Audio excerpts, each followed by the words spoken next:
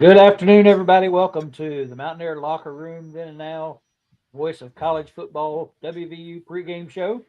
Greg Chris, along with Frank Fair and our good friend Mike Fox, joining us again today for our expert analysis on today's game. Um, Frank, we've talked about this privately a few times. This game coming up is, I think, a huge game for WVU, and could be a big key, really. I think to the whole season. And I mean, you lose this game, and man, it's going to be tough to overcome that. Winning the game, moving on to next week to Pitt, I think is vitally important. So we'll start off with that. What's your thoughts? Exactly. The big question we've been raising forever now, ever since Rich Rod was appointed, is, well, what's that first season going to look like from a program standpoint? Where are we going to settle? And, the proof is always in the pudding. A friend of mine colleague always said, predict all you want, but the proof's in the pudding. And so the bottom line is this is a game we've got to win in a small stadium, 24,000.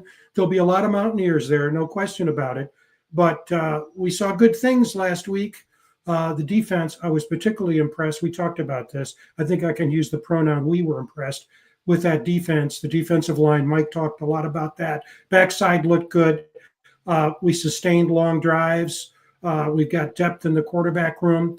But still, you can talk about those things. The issue is, okay, now on the field, where's this team going to settle? And you want to win, obviously, and then set up that big very big battle with Pitt next week.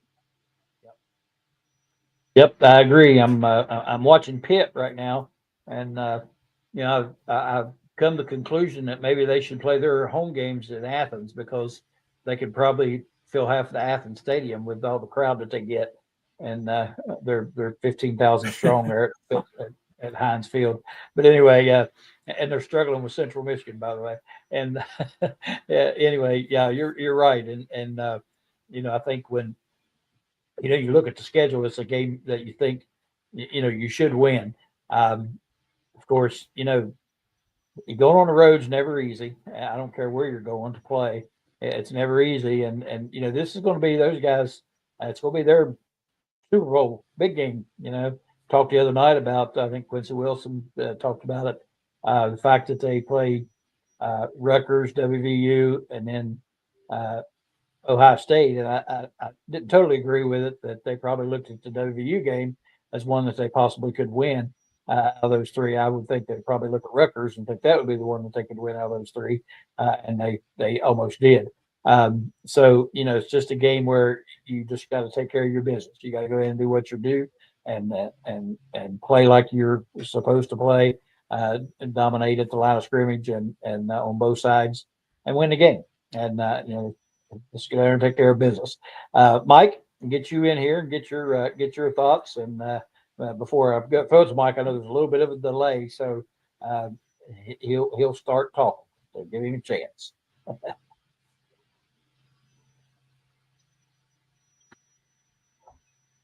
Yeah, I think the game is going to be, most games are one up front. I know that's like a cliche, but it's really true. It'd be like building a house without a foundation or a basement. So your line's got to play really well. The West Virginia defense of line is going to need to play really well too today. They're going to be challenged by that option, and they need to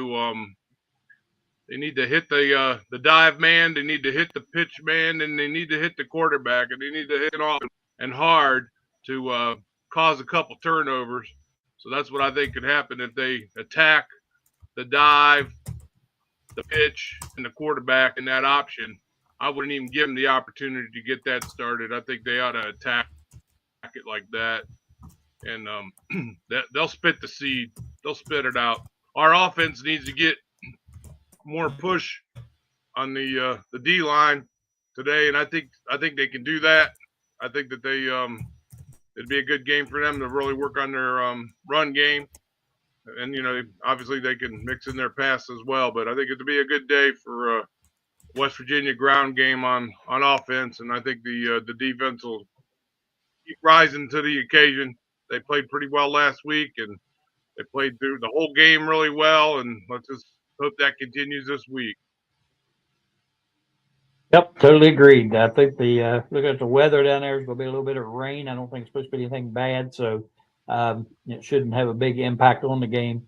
And I think, like Mike said, you look at the line of scrimmage and the size differential. One thing that caught my eye is we're bigger, and that should indicate that we should be able to get that push on the offensive line and get that running game going. And I think with our running game, what we saw last week is that we not only have, stable running backs that are very capable, but we also have, quarterbacks that are all capable of running the football as well.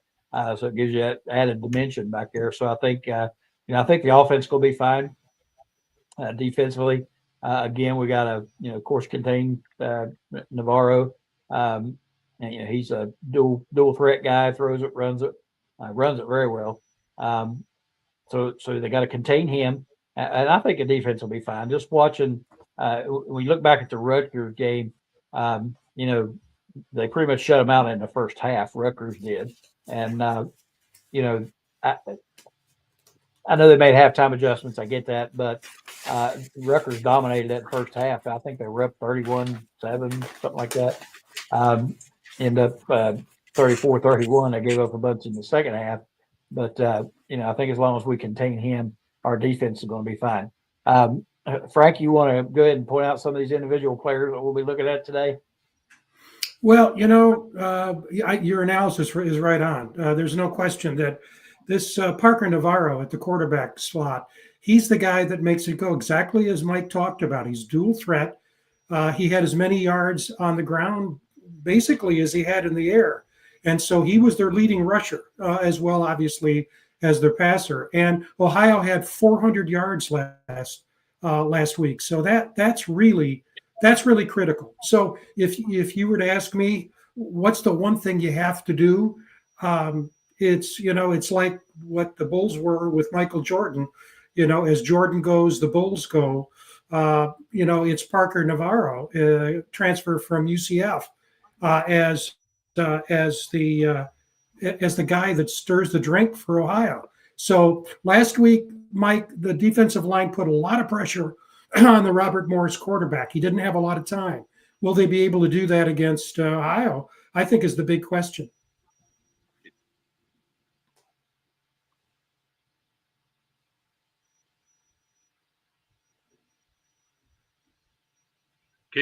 Can y'all hear me?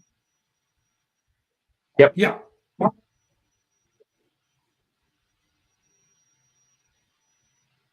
Yeah, go ahead, Mike.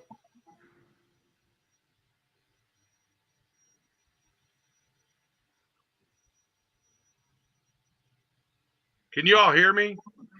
Yes, we can. Okay, yeah. I can't hear. You guys are breaking up on me on this end. I can hardly hear or see anything that's going on. So I don't know if it's you or me. So I got an internet connection. So, but anyways, what was the question and where are we at? Because I didn't hear nothing. Yeah, it's about that defensive line, Mike, if you can hear me. The defensive line did a great job putting pressure on the quarterback last week. And I was saying that, boy, if the one thing that we have to do is stop Parker Navarro, that dual threat quarterback, both passing and running. So your thoughts about can the defensive line or will the defensive line step up as this week as they did last?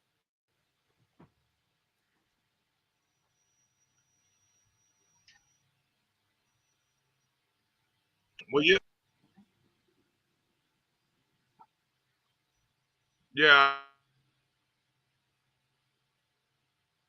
Frank, I think Mike's connection must be bad because he's the way I see it, when they have that type of situation, dual threat quarterback, and he's going to run the ball, he's going to pitch the ball. So in an option,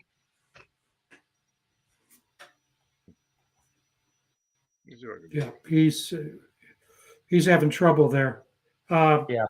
Mike, I think what you may want to do is to log in and out, log out, and then log back in again.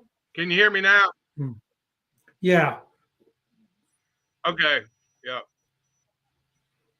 Yeah. I think if you log out and then log All in, right. it'll work. Yeah, I think he's got a connection problem there. He keeps freezing up. I've noticed that. I don't know if you could see it or not, but it's a big delay as well. Yeah. So, but yeah, to what you were saying, Yeah. they run that option. He, like I said, he isn't. They call him a dual threat. I don't know that he's. I mean, he can throw the ball, but I think he's more of a threat running the ball, and defending that option. You used to be back in the. Of course, you remember back in the '80s when everybody that was good ran the triple option. Nebraska, Oklahoma, all of them, and people had a hard time stopping it. Once people figured out how to stop it, people quit running it, except for Georgia Tech. Mm-hmm. And that's it. It's I think defenses have caught up to that, so I think that we'll have a good game plan on it. But it's just like last year with the defensive backs. You still have you got a scheme to stop it, but you have to perform, you have to produce, and you have to do your assignments and that sort of thing. And you're stopping the option is assignment football. You got people assigned. You got the pitch man, you got the the dive man, you got the quarterback, and that's who they're supposed to go after. So you got to stay disciplined in that and not think, well, I'm not going to get the pitch man because he's not going to pitch it, because as soon as you go, then he pitches. So you got to stay disciplined, and you got to take care of your assignments. And I think obviously I feel like our defense is quick enough that we can handle that option pretty well. I mean, I'm sure they're going to make some plays, but overall, I think our defense will be okay there. And if you can get them, to where that option is not successful, then they have to go to something they're not comfortable with. And I think that's a key too, is getting them into maybe passing situations where it's obvious passing situations, and that sort of thing, and then getting pressure on Navarro, making him get rid of the ball, will be critical for us. But I think after watching our defense, I feel pretty confident that they're up to the task. I know this is a better opponent, but for all intents and purposes, we dominated defensively last week, and even a lot of people don't feel that way because it was only 10-3 at halftime. Well, that's true, but they only had 3, and they only ended up with 3, and so I feel like we dominated the entire game on the defensive side. So I feel pretty good about our defense, and I think again, this opponent's better, but it's still not, to me, an elite opponent yet. We're not into that part of the schedule yet, and it's just a game we should win. I mean, we should go down there and take care of business, and if we don't, it's going to be a big disappointment. Yeah, I agree. I agree completely. And by the way, let's put a shout out for Kuz, who does a great show, tremendous show on YouTube. He has a correction on this. Not gotta move, it's gotta love, referring to our connections with Mike. And he's right. One of the things that challenges us in the show, I mean, we've got 3 people on today, and we're in different states: West Virginia, Michigan, and Ohio. And so it's always a challenge. But those of you who know West Virginia football and the shows, Kuz is right up there at the top. And we thank him for watching and so on. I was looking at a little diving into the data, and just to reinforce what you're saying, they had 440 yards last week, total, Ohio did, but Navarro accounted for 332 of those yards. So only 100 yards came outside of him. He had 239 passing on 21 for 31 with no interceptions, and he had 93 yards rushing. And so, the one thing, and this as in basketball, you face this many times. If there is a player on a team that is dominant, is the person that, again, the straw that stirs the drink, you obviously have to focus on that person. And as you said, if you can stop him or stop what he's doing, then it forces him into secondary and tertiary, second and third rank kind of plays. They have a good running back. There's no question about that. And Chase Hendricks is a good receiver, but Hendricks can't catch the ball if it's not thrown to him. And so if he doesn't have time to throw to him. So this is no mystery. I'm not concerned about the offense against the Ohio defense. I'm really concerned about the defense being able to stop Navarro, and we'll see. Mike's back with us, and let's just keep our fingers crossed that Mike, is it a better connection this time? Yeah, it doesn't look like it. Yep. There's a delay for Yeah. sure. Yeah, this is unusual, but You guys hear? Yeah, we can hear you. Hear me?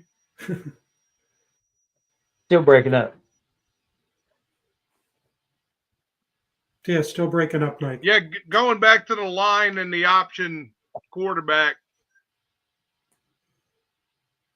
If everybody does their job, then they got to hit the dive man, whether he's got the ball or not. They got to hit the pitch man, and they need to hit the quarterback. Their responsibility. If they hit them and they keep hitting their responsibilities, because you don't know who's got the ball, they can make.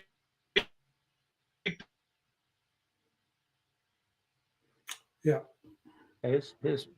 His connection is not good for some reason. But Yeah.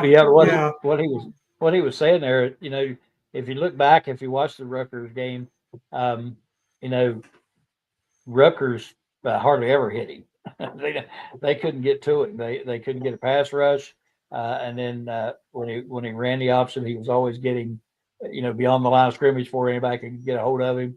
So they weren't hitting him a lot. And so he hasn't been hit much. And I think, like Mike said, you got to hit him and you got to let him know, not going to do that against us. And hopefully they do that enough. And like we said, it'll get them out of their, what they typically do and force them to do some different things, which they're not comfortable doing. Mike is back. Yeah, back. I don't know if he can hear us. I don't know if he's tuned in. Yeah, there are issues with the internet connection. I was going to say before we get Mike back, Greg, is that again we always look for certain things. That first drive for Ohio is important, and even if it's successful, the question then becomes what adjustments we may make. Because if you think about that woeful TCU UNC game the other night, if you just watched the first 2 minutes of that game and then turned it off, you said to yourself, UNC is going to win this game going away because they got the ball, went down and scored. Yep. That's not how it ended. TCU got the ball and they defended and scored, and it was a rout. And so as a consequence, it's not just a matter of what happens in that first drive.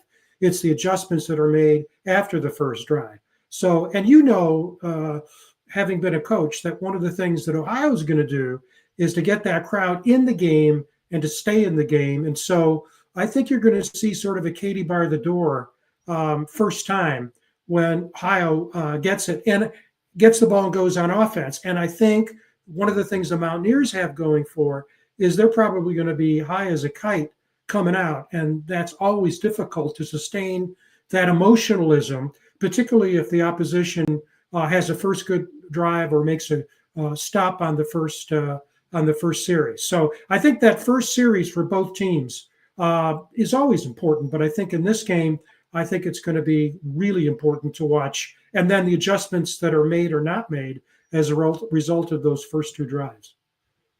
Yeah, and I made this point the other night. I think it's important, like you said, to get the crowd out of it early. And, you can do that by sustaining a nice long first drive or scoring first time you get it, shutting them down the first time they get it. From what I understand, there's going to be a pretty large WVU contingent at the game. It looks like the crowd is not going to be as overwhelming Ohio as one would think. From what I've read, quite a few tickets have been bought by West Virginia fans. So, the crowd may not be a major impact. It'll still be an impact. And again, you come out and take that first drive, go down the field, score, and it quiets them and it deflates them. And it does the same thing to the team. And because, like I said, they're going to be sky high. This is their home opener. A huge opportunity for them to knock off a Big 12 team. And, it's going to be like their Super Bowl. So you got to come out, establish yourself early, And again, like I said earlier, just take care of business. Just do what you got to do. And I think that ground game, in a situation like this, the ground game is vital. Because that's one way to really deflate them. If you just take it and you run it down their throats, that really will deflate them. Going back to that North Carolina game the other night, Frank, I was just going to ask you, did that remind you of any teams in the past? The which team? North Carolina's team. It was, how many times last year did we Yeah, I get the know. ball first and Yeah, go right down the field exactly. like we were supposed to, and score a touchdown, and then from that point on, can do nothing. That just so reminded me of us Yeah. last year, and that's what they did that Yeah. first time. My gosh, they went down the field. They Yeah. looked awesome. I thought, man, they ain't gonna be good. Yeah, I know. And the more I watch That's it, right. I think, man, they're gonna be really bad. They just don't have any players. Yeah. The That's young right. saw No, off. that's right. Mike, Hey, Mike, can you hear us better? Boy, it's still a challenge. Can't hurt. Something's going on, but that's the way it goes. We've got some score predictions here that includes Mike. We had Greg, Mike, Mickey, who won last week. Quincy Wilson, who was our guest on Wednesday, puts his bid back in. I didn't check if he won last night. Did you check at all, Greg, to see if we're? I'll look real quick. I didn't. Yeah, you look and see if they had a bounce back win. We hope. They were beaten by John Marshall first week, and Quincy was hoping. They had trouble with keeping the ball. There were a number of fumbles. They lost the first week to Oak Glen, and then I think last night they played John Marshall. Is that not correct? Oh, John Marshall? Oh, wow. Is that correct? That's right. I think that's what he said. Let me check here. I'll check the score and see. You're right. You're absolutely correct. Yeah. They played John Marshall last night. That's a tall order. But Mike, can you hear us at all yet still or not? Oh, that's really bad. Mike offers us great insights. I hope he can get connected. Yeah, but you can see in those scores, every score except mine is in the 30s for WVU, and the scores are for Ohio are within a range of 17 to 24, and so these are independently offered, and so as a consequence, there are a little more similarity than I thought, and I don't know why I picked 23 to 17. I hope we're much better than that. So, and something that you have said multiple times, Greg, is that these pollsters are watching, and if WVU wins 23 to 17, because there's such a hill to climb when you're out of the top 25 to begin the season, that's going to be a real problem. But we'll just have to see. And here's Coos with his. He's got a 34-21, so it's all clustered. It's all clustered in there. So either great minds think alike or we're all wrong. Did you check the score there, Craig? I've tried to find it here. SSAC has updated their website, and I can't find anything on it now. I used to live on this when I was coaching because I always had stuff to do on it, but now I hardly ever get on it now. So it's got me bumfuzzled. I have to find the scores. Usually they run them across the top, but they're not. It's not like that now. So I'll find it here. I'll find it here in a minute. Okay, I've encouraged Mike to try through his cell phone if that works, but it sounds like looks like the internet connection is a problem there today. Anyway, I think one of the other things that is happening today, that game, the Iowa State-Iowa game, is especially important because Iowa State looks like the front runner in the Big 12 race, and you just can't predict Iowa State-Iowa scores. Oftentimes the underdog, sometimes in a significant way, ends up winning. Being a Iowa State grad as well as a WVU grad, that is a blood sport there. They didn't play for decades. Legislature got involved and they finally started playing again in the 70s, and they played, I think, every year since. But it took a long time for those two teams to get back together again. And Iowa always looked down on Iowa State. didn't think it was a worthy opponent. And, Iowa had some great teams back in the day, and they had some really solid teams through the 60s and 70s. Let's see how that game turns out. I think that's extremely important. Yeah, I think it is too, and I think a lot of folks root against our opponents, our common opponents, but I think it's important for the Big 12 to win games like that. I mean, that's obviously a big rivalry game for them, but more than that, I think it's important for for the conference start winning some games, and you hate to see the teams, these guys, talk about how bad the Big 12 is. You hate to see us go out and lose games that, week after week, because that just, reinforces what they're saying. So I hope Iowa State can win that game. That'd be a big win for them, big win for the conference. I feel like, and those, you get a taste though, Frank. If we've talked about the realignments and all that, but you get a taste with Iowa State and Iowa, what it would be like, if you had regional games. That's a regional game. That's an in-state rivalry, and that's the kind of stuff I think people enjoy. And normally, when I watch, That's right. Iowa State, I would watch Iowa State just because they're in our conference, and we play them. But I don't think I would necessarily go watch Iowa play anybody, unless it was somebody I had a mutual interest in. But it gives you a taste of what these regional rivalry games mean to the fans, and and I'll watch it just because I think it'd be interesting, because it'll be a competitive game, I'm sure, and it'd be fun to watch. So I think this again just shows how important and how good that could be if we had these regional games back like we used to have. And the scores are scrolling. That's I got to right. wait till it goes over to Double A, so I'll be able to tell you here in just a minute. I'm watching them scroll across. Is Mike back in there with us? Mike, you're on your right? Yeah, he's on his iPhone now. Can you hear us okay? I can hear you, but I don't see anything. But can you hear me? Boy. Yeah, we hear you just fine, and we see you just fine. Okay, well, I got black on this end, but that's fine. If you can see Yeah. me, I can hear and see you guys a lot better. We can. So, You're probably, if you we can't can see hear us, you.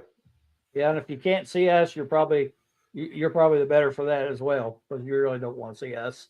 Nobody really wants to do that. They don't mind listening to us, but they don't necessarily want to look at us either. Frank. yeah, I can hear you. I can hear you a lot better, and I see you both. I don't see me on the screen, but if Good. you all see me and everybody else, that's fine. Yep, we see you just fine and hear you fine. You got it. Okay, good. Yeah, we see Timothy Green has another. Boy, we're all together. He's got it 38-24, and before Coos had it let me see, bring it up here. Coos had it at 34-21, and that's pretty consistent with what we've had. So, Mike, before you left us, we were talking about, and you can take us back to the sidelines when you played. Those first drives on your offense, and then you're on defense, and the adjustments that need to be made afterwards. Talk to us about your experience in terms of making those adjustments after the first drive. The other team's offense, and then you come off the field, and how important is it? Obviously, it's important to make those adjustments, but talk about that. Well, if you can go out there, easier said than done, because they've been practicing all week to, take everything that you're good at and take it away from you. And you've been practicing all week to take the same away from them. But if you can go out there the first 3 plays on defense in particular, and you can, have a couple good series and it's a technical 3 and out, then, that those first 3 plays on each side of the ball is really a big deal, and goes towards a lot to success. But I've also gone out there on defense, and it's 100 degrees somewhere USA, and they ran the ball 12. They ran 12 plays against you, and they're on their goal line, and then they score, and that's a whole lot of stuff to overcome. So, not exactly the best day, but it can happen, and you better be prepared for it. It'll happen a couple times in your season.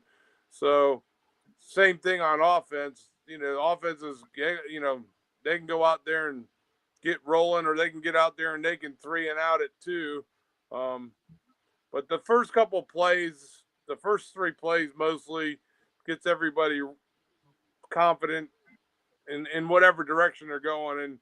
And the more you can be efficient in those first 3 or so plays, it'll go a long way in the game. And I always like to start fast and then start successful. Of course, that there's other people on the other side of that ball trying to do the opposite to you. So it's a battle. It's a battle. Definitely a battle. So. Yep. And Frank, I did get the score. Weir didn't fare too well last night. They got pretty well manhandled by John Marshall. It looks like 42-12, I think was the score. Wow. So not a good night for Weir. That's too bad. Quincy, interesting thing about Quincy, and I did not know this until I had a conversation with someone the day after. We knew that, his father played for the 85 Chicago Bears. So his father's a Super Bowl winner. And we showed video of that great run against the Hurricanes down in Miami. And they showed his father up in the stands, the family. What I didn't know is that his dad wrote a book, Insider's book, under the title of "If the Walls Could Talk," about the 85 Bears. And when you consider the coaches and the players back in '85, that's a book I gotta get. Published by.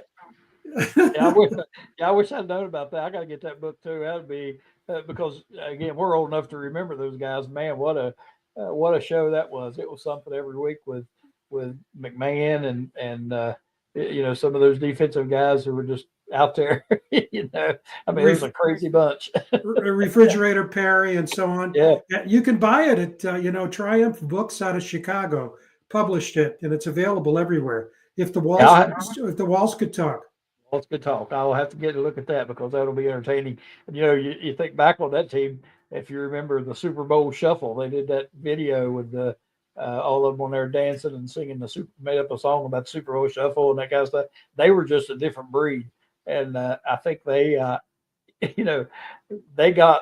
a lot of what goes on today. They got it started when they came in, because it was just all you never knew what was coming from. McMahon and these headbands he would wear to fight against the commissioner and that kind of stuff. But and going back to Quincy and his father, his dad really I always felt like was overlooked kind of because of some of the players that they had and that good defensive front that they had and the other linebackers were good. He kind of gets overlooked in the conversations, But I'm gonna tell you what, he was a heck of a football player. I mean, he was an unbelievable football player. So he kind of gets overlooked a little bit. Yep, he had a long NFL career. He was second team All Pro. I think played in the Pro Bowl. I think after that '85 season, great, just like Mike, great player. And by the way, I did put up the if anybody wants to join us, if Coos wants to join us or anybody else, that's the to join us in the studio. But this is an interactive show. So, Mike, one of the things that I was thinking about, if you put yourself in the sort of that, try to emulate or at least think what these coaches are thinking. One of the things that is just a pattern is that first-year coaches sometimes often get upset. I was thinking about Nick Saban, coming from LSU, having won a national championship, going to Alabama with the great expectations, because for those who remember, maybe don't know, Saban came into a rocky situation in Alabama. They were not doing very well. And he was expected to turn it around just as he had done at LSU. And they were beaten at home by Louisiana Monroe. And the same thing happened to the Notre Dame head coach recently. They were beaten by Marshall and then Northern Illinois. And so if I'm thinking Rich Rod, what you don't want to do is you don't want to stumble against a team that you're not expected to lose to. And if you're the Ohio coach, you got a really good team. You almost beat Rutgers. You only lost 3 games last year. You won a bowl game against Jackson State last year. And now you got to go to Ohio State next week. So the thought of a good team, but starting the year 0-3, it's like you throw everything you've got into this. Whereas West Virginia, maybe we don't want to show everything on offense because we got Pitt coming up. With Ohio State, with Ohio, even though you've got Ohio State coming up, you got to win this game. It's a home game, and you just can't afford to go 0-3, even though it has no bearing on what's going to happen in the Mid-America Conference. They could still, run the table, go to win the championship, and go to a bowl. But you want to, like James Madison did. You want to basically Boise State has done. You want to show that you really belong in the big leagues, that you're not a mid-major. Mike, I'll let you go. You're back. I see. We'll let you go after that. Yeah, I tell you what, I've gone between the phone and the computer and the phone and the computer.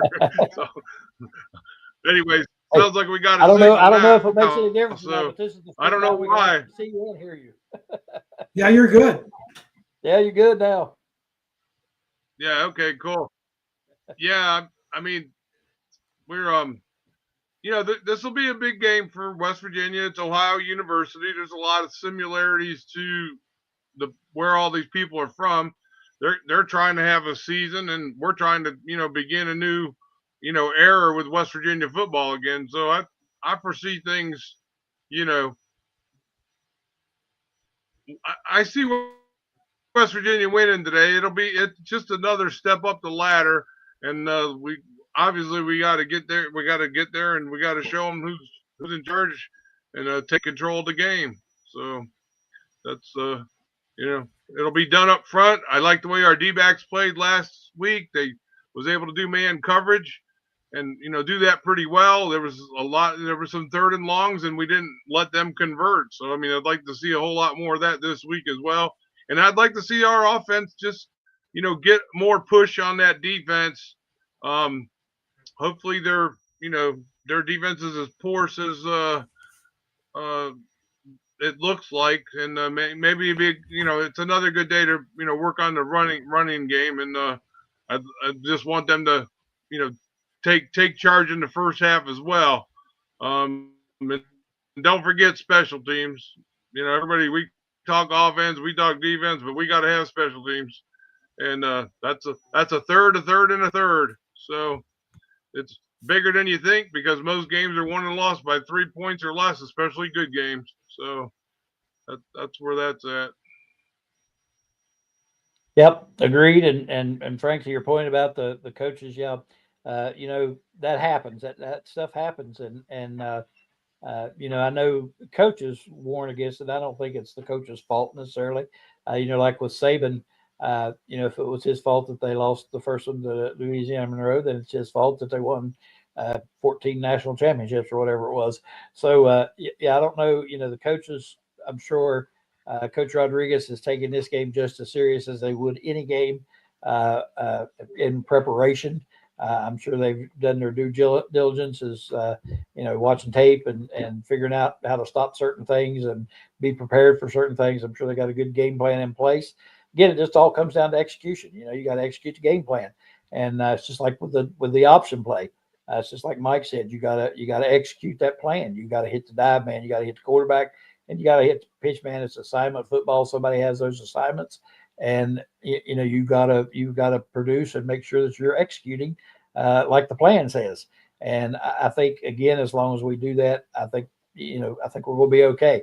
I really don't worry much about the offense, to be honest. I think we've got weapons, and I think we can score points. We're still a little unsure about the defense, although we think the defense looks a lot better than we've seen in a few years. Last week, our defensive backs look like they can cover. Like Mike said, some man-to-man, which makes a huge difference in your defense, especially for your front. And we shut down their run game. We didn't allow them to break out any big runs. I think we only had one assignment defensively that we broke down on. I think Coach Rodriguez talked about that in his press conference. He was pleased with a lot of the aspects of the game. So if he is pleased with it, then you have to think it was pretty good. I know we watched it with our own eyes, but he obviously knows more about it than Frank, you and I do. And he said that he felt good about a lot of different aspects. There were some obvious things that he said needs cleaned up, like the fumbling, which we cannot do, especially not 3 or 4 times in a half. He also mentioned the push of the offensive line.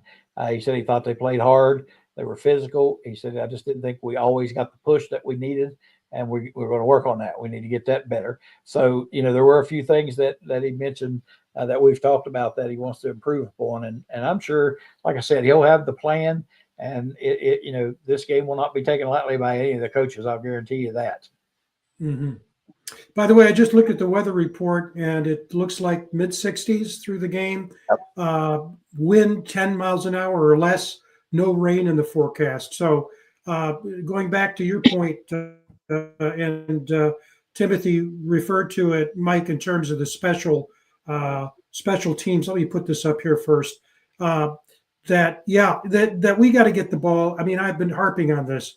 We need more touchbacks. We just cannot give the other team an opportunity to catch the kickoff at the 5 or 10 yard line and get going. This is not the NFL. It's in college. So as a consequence, the prospects of a big run back, I think, are much, much greater now in college, certainly better than the NFL since they made that shift. And the other thing I would say, Greg, is that like baseball and umpiring, if you don't talk about the umpires, they must be doing a good job.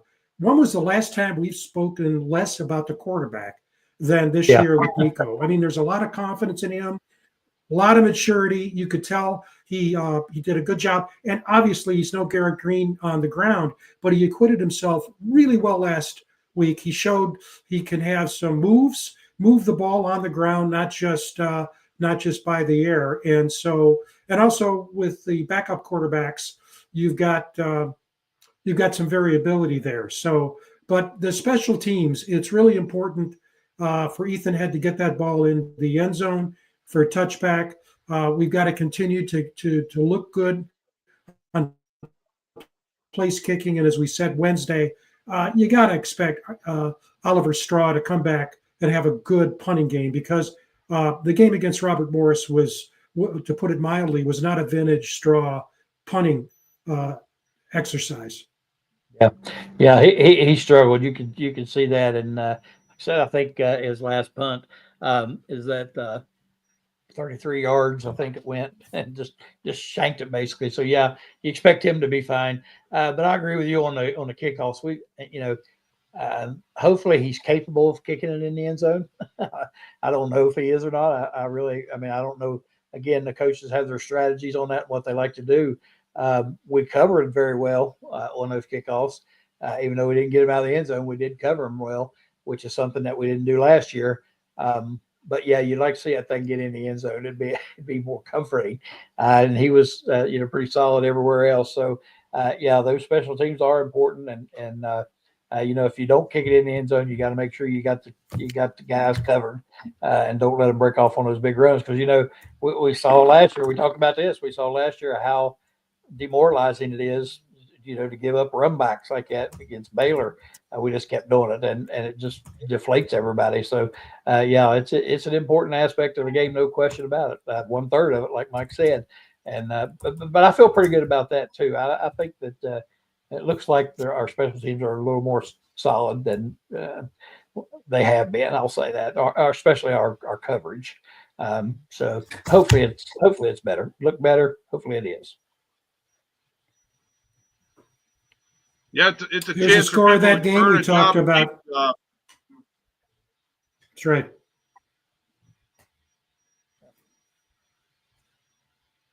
Yeah, yep. Basically the special teams, it's a place for somebody to earn a job and keep a job. So it's a big deal. Go ahead, Frank. going to put this up. I have a little bit delay on my clicker here. Let's get this up right now. There we go.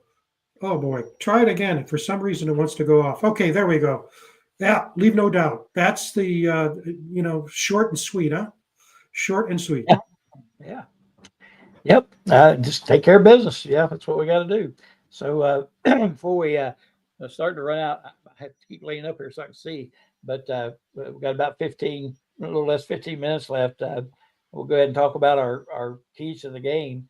And I'll go first, and Mike, you can jump in after me, and then Frank, you can wrap it up with your keys to the game. I think the keys to the game for us are contain the quarterback. Obviously, I think that'll probably be on everybody's list of things we need to do. We need to take the crowd out of it early. We need to establish our ground game early and get the crowd out of it. We need to take care of the football, not turn the football over. And like we did last week, we can't afford to do that against better opponents.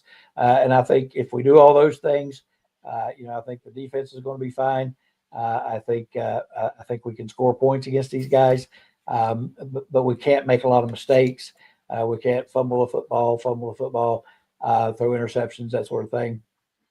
And again, if we come out and establish ourselves right off the bat and get that crowd out of the game and then let them know that, like he said, we're there to leave no doubt and we're there to take care of business, I think we're going to be fine. And I'm looking forward to watching. I can't wait. I think we're going to be fine. Mike, I'll throw it to you and let you give your keys.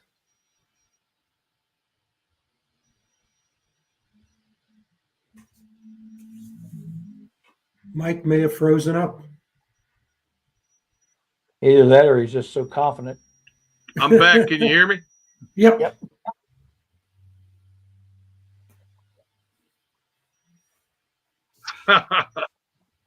Yeah.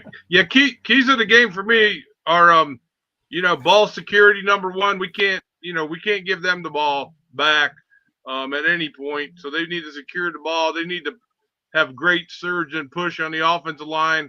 Our defense, they need to cover their receivers when they're going for passes, but they need to constrict that line. And when they decide to run that option, I want them to hit the dive, the pitch, and the quarterback. I want them to hit them no matter what, and I guarantee they'll spit the seed. So turnovers for our defense will be critical, and ball control and holding on to the ball on offense is the other key factor for us. And win in the special teams game. Make your extra points and your field goals and cover and obviously punt the ball as far as you can because we got to win that field position game. And, every week the bar gets higher and higher. So, this last week was Robert Morris. This week's Ohio University. And then next week's Pitt. It's going to be a pretty good game. So we shall see. And we got to keep raising our bar and keep moving forward. Yeah, and as Mike's mentioned, special teams, just watching Iowa State. I think somebody that's posted that Iowa State just hit a 54-yard field goal with 1:50 left in the game to take a 16-13 lead over Iowa. So there's those special teams coming into play, and now they got to kick it off. So we'll see. We'll see how that happens there, and whether they contain, kick it in the end zone, or what they do. So, but that special teams winning the game possibly for you right there. Classic example. Frank, your keys. Yep, 3 points or less right now, right? 3 points. Right. That's right. Yeah, let me just see if I can, if it's started yet. I think they did get a touchback. Yep, I think they did get a touchback. But let me, I may not. That may be the field goal I'm looking at. You might be ahead. You might be ahead of me because I'm buying some Geico insurance on mine. So you must be ahead of me. Yeah. Well, I don't know what system I have, but I'll tell you this: I have one key to the game: stop the quarterback. I mean, for me, it's really that simple. If the OU quarterback does what he did against Rutgers, we're going to have a long day. That's why this is maybe a bigger test than we might expect because we're going to face quarterbacks like that the rest of the year. When you looked at TCU the other night, although he's primarily a passing quarterback. But we're going to face pass run quarterbacks. And so this is a test for the future. Let's see if we pass the test. If we can stop him, then I think my prediction of a 6 or 7 point game is going to be grossly shy. We'll do much better than that. So let's just see what happens. But that's my key. Yeah, if you like you said, if you stop that quarterback, you're taking away what last week was 90% of their offense. I mean, if you can cut that to 50%, then they're not going to have much offense left. And I don't know how you would measure that, but you contain him, and they don't have much of offense after that. But I mean, containing him obviously is not going to be easy. It's going to be a job, and you're not going to probably contain him the whole game. He is going to make some plays. He's a good football player. He's going to make plays, but you just got to make sure that it doesn't destroy you like it did Rutgers with him getting 300 yards or over 300 yards for the game. So you got to keep him in check, and you just take care of your the other guys, keep him in check, and like I said, that wipes out a lot of their offense if you do that. So this kickoff for Iowa State come down to the 8-yard line, and the guy returned it back up to 25. So pretty good coverage for them. So, but yeah, I think again, if you contain that guy, contain Navarro, then you're taking away a huge chunk of their offense, and that would make it probably a lot easier on us if we can do that.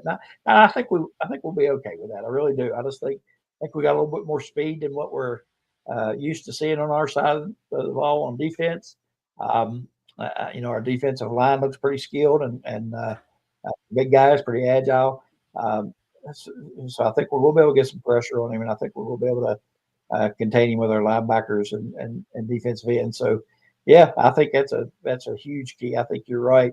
And then if you do those things, then the other keys that we talked about, like turning the ball over and that sort of thing, don't totally kill you.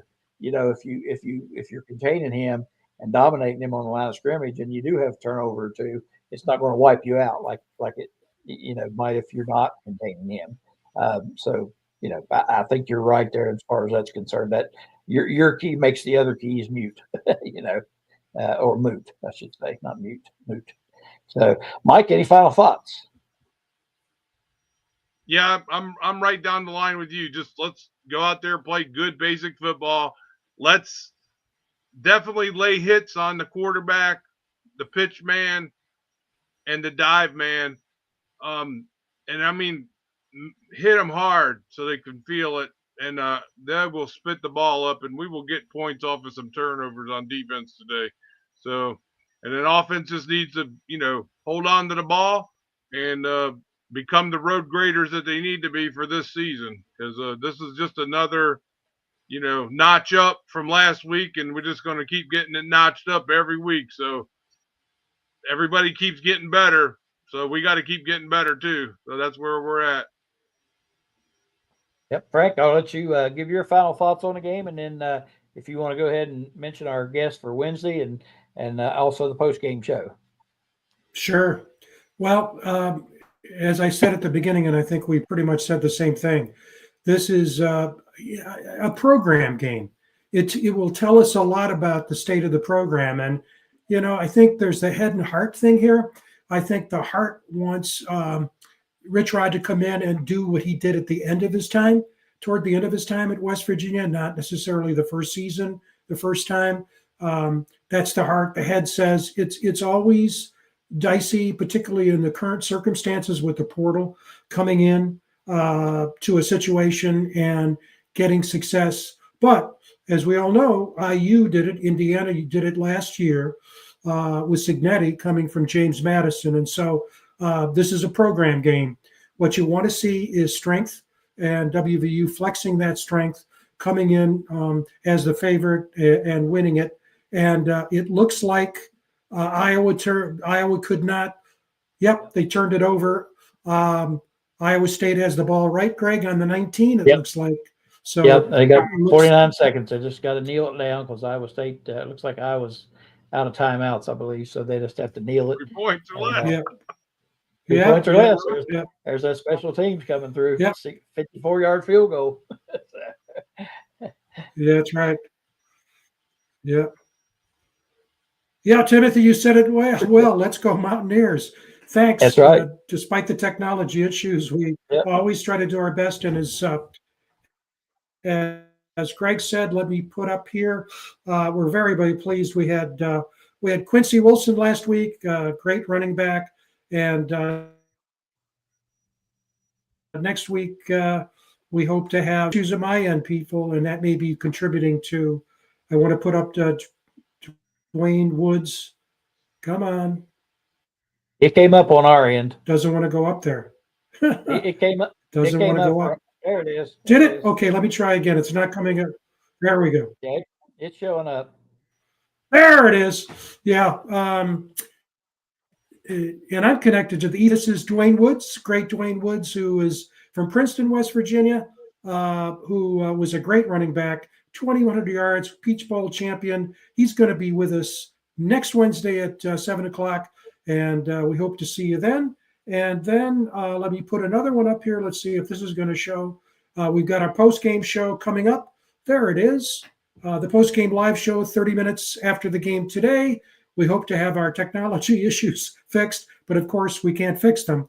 We're at the mercy of internet connections. But we hope to see you after the show. And I see there's another comment here. Let me push the button here. Yeah, Frank. While we're looking at here's see Timothy Green. I actually picked Iowa State. Yeah. Go ahead. Yep. I was going to say, I know people know this, but of course, Iowa State's quarterback is Anthony Beck's son, former Mountaineer great tight end, NFLer as well. So good stuff right there. Another reason to pull for him, except when they play us. We'll root for them every other game. So anyway, I'll stop yabbering here and we'll get off of here. Again, we want to let everybody know we'll be on 20 to 30 minutes after the game concludes today. Win or lose, we will be here. We appreciate any comments. And if you want to let other folks know it's going to be on, tell them to tune in and send us a question, comment. We'll do our best to answer it. And then, of course, Wednesday night, we'll look forward to bringing you Dwayne Woods. That'll be a blast, a tremendous running back at WVU. Played in the Tom Pridemore era, Frank. It's I always like to get those guys on and mention Tom Pridemore since it's my hometown. I always like to do that. So anyway, we'll sign off for now, and we appreciate you tuning in, and we'll get back with you shortly after the Mountaineer game concludes against Ohio. So with that being said, let's go Mountaineers. We'll see you in the post game.